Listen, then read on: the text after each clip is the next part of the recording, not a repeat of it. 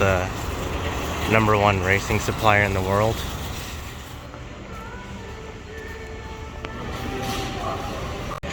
So the splitter material is going to be this 1/2" 4x8 birch plywood, which costs about 10 gallons of gas. So this is what it looks like. As you can see, it's really lightweight and doesn't really bend much, and it'll be perfect for a splitter.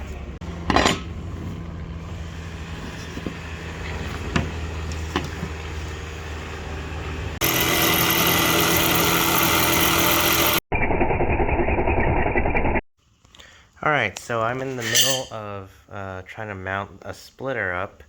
I got the Stingray Resomod mounts. I don't know if I missed something on their website, but the AC lines are in the way. And this side, the tow hook was in the way and the horns are in the way. So I'm not too sure if I want to use this because I kind of don't want to remove the AC lines. They're charged and everything. So yeah, not sure.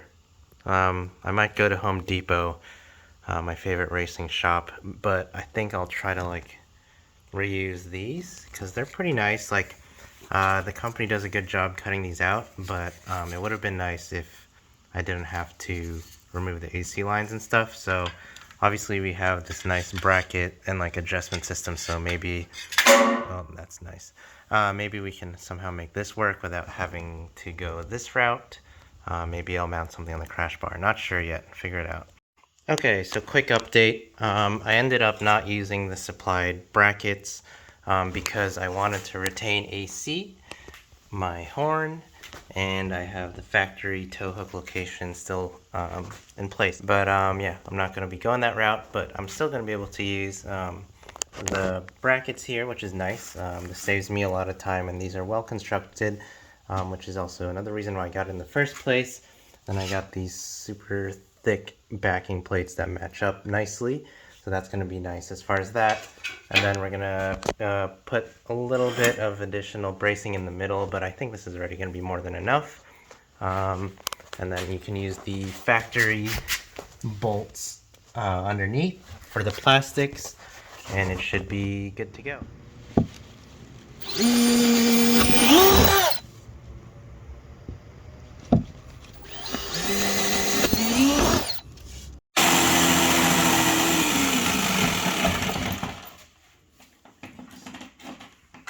Alright, so I did the first coating of truck bed liner. So far, looks pretty good. It's got a really hard outer layer, and I'm applying it with a roller so that it's a thicker application rather than spray on. So yeah, we're just coating that on. The other side's not done yet. Gonna let this dry for maybe an hour. It's not gonna be completely dry, but dry enough for me to, I think, to flip it because it's a hot day in the sun. But yeah. Alright, so I've got the side mount started. This is the splitter with the bed liner on it. So far it looks pretty good. We'll go underneath here. We have these huge backing plates from Stingray. But yeah, so able to use his vertical parts and the underplate.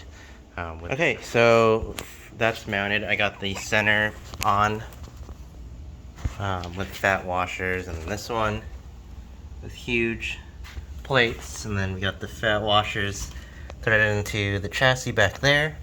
And overall, this is really sturdy. I can stand on it and whatever for the IG clout. But yeah, this is really sturdy. I don't think it'll be going anywhere. Of course, I'll test it out. But yeah, we're gonna throw in the bumper, and then I'm gonna put my Lowe's Home Improvement lip thing so we can block off the air going under the bumper. And yeah.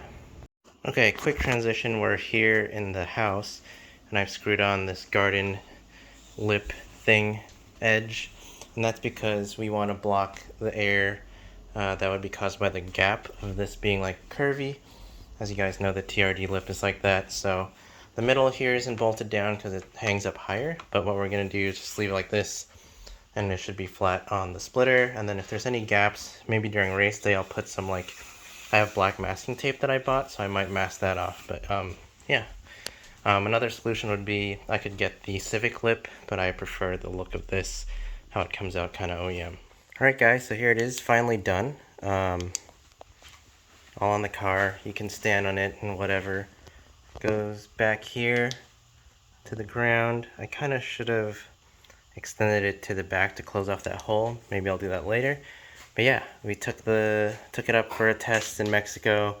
Took it up to about 120 American kilometers, and it had no issues. So hopefully it feels good on track. The front does feel a little bit more glued, but who knows if it's placebo. We'll find out if times change.